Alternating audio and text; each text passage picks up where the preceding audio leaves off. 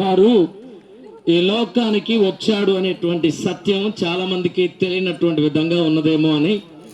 అలాగే యేసు ప్రభువారు ఒక మతానికి లేకపోతే ఒక కులానికి సంబంధించిన వాడు అనేటువంటి ఆలోచనతో ఎంతో మంది ఉన్నారు అని. సో అది వాస్తవం కాదు. యేసు ప్రభువారు ఒక మతానికి సంబంధించిన వాడు కాదు, ఒక కులానికి సంబంధించినటువంటి వాడు కాదు. కానీ ఆయన ఈ లోకంలో మనుషులందరికీ కూడా సంబంధించినటువంటి దేవుడు అని చెప్పడానికి వచ్చామండి. ఆయన ఒక కులాన్ని స్థాపించలేదండి, ఆయన ఒక మతాన్ని స్థాపించలేదు.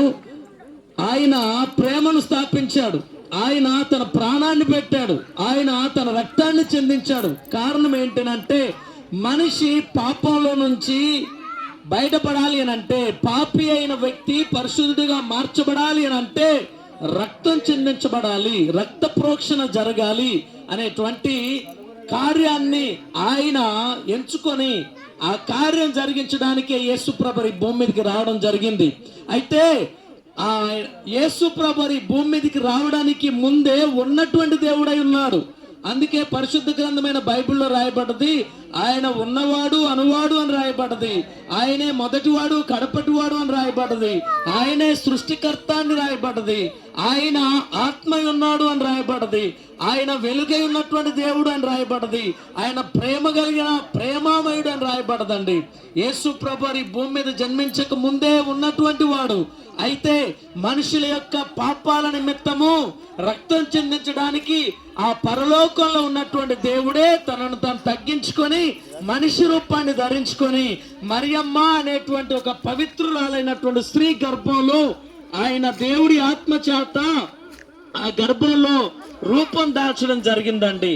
ఆయన పాపము కనీసము ఆయన జీవితంలో పుట్టుకలో కూడా పాపం లేనటువంటి ఒక పరిశుద్ధుడు అండి యేసు ప్రభువారు.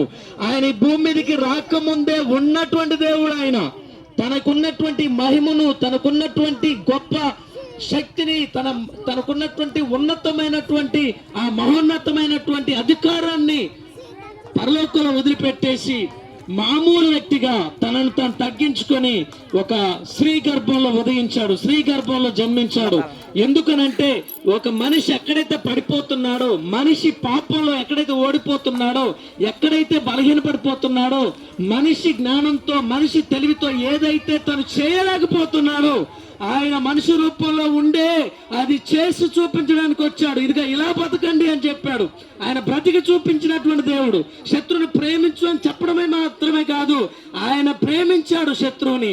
ఆయన నిన్నువలలి పొరుగు అని ప్రేమించు అని చెప్పిన మా దేవుడు మాత్రమే కాదు, ఆయన ప్రేమించి మనల్ని